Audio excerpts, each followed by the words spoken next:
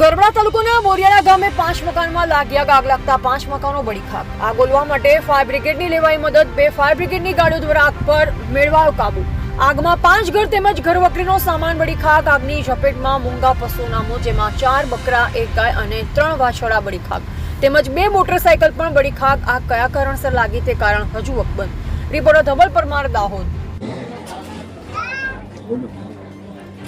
आज रोज तारीख 10/5/2026 गाम बोरियाला में 5 मकानों ने आग लगता, जेमा सगन भाई मंगला भाई भूरिया, भागसन भाई कड़वा भाई भोड़ाणा, मुकेश भाई रामसिंह भाई भूरिया, नजमुद्दीन काला भाई कतवारा वाला, मोहित भाई काला भाई कतवारा भाई, आम कुल 5 घरों ने आग लागेल है। संपूर्णपणे बळी गयेल है, जेमा जीवता बकरा नंग 4, गाय नंग 1, वासरड़ा नंग 3, मोटरसाइकल 1, एक्टिवा गाड़ी 1 અને ઘર વકરીનો પૂરેપૂરો સામાન બળી ગયેલો છે।